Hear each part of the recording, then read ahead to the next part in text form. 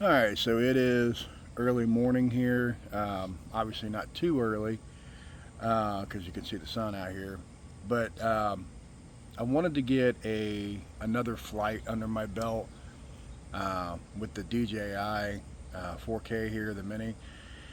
Just kind of wanted to, get myself more familiar with it. I'm getting ready to take a trip to South Carolina, see my daughter, and I wanted to have a little more experience flying this thing so that we're going to go to a couple places like Fort Sumter and stuff like that, and I thought maybe it'd be a good idea to bring the drone. I don't know that I'll get the opportunity to fly it. It obviously depends on the weather and storms and things like that, whether I'll get a chance to or not. But um, so yeah, I'm just kind of getting familiar with it here. I'm at a place that I really enjoy flying and playing with a lot of my RC. This is the school. Many of you know that. Um, I do have a landing pad over here that I went ahead and got one just because. I mean, you don't really need it to fly these things, but I thought it'd be kind of cool. So I got it set up over here. Maybe I'll do some stuff around the school there or whatever. Just kind of doing a little more technical stuff just to see what my skill level is with this. And I'm hoping that everything goes really well. I don't see any problems. Like I said, I've flown quite a few times, and I've flown the what was that other thing I had? Hubsan Zeno Pro Plus, which is a more professional type drone. Flown that for a long time, so got plenty of flights under my belt. This one here is so much easier to fly. That's what's kind of got me a little worried, though. I feel like I'm missing something. Like I should be. I don't know. Like it. I don't know, because I mean everything is. You can set it to be automatic. It's got all these little modes and stuff that you can do. Um, when you move the sticks and stuff, it responds very well. It's very responsive in the wind. It's very stable in the wind. So yeah, I mean, I'm just kind of looking for that glitch, I guess. I haven't found it yet, so I mean, I guess that's a good thing. So I'm kind of getting more comfortable with it. Is the whole point here. So that's what this video is about. Most of it's going to be from the drone's perspective. I got an SD card in there now, so my plan is to use a lot of drone footage. I'll put some music or something with it here so it's not boring. And then we'll kind of talk about the flight after we get to it. So let's get right on it, and let's see what we can do.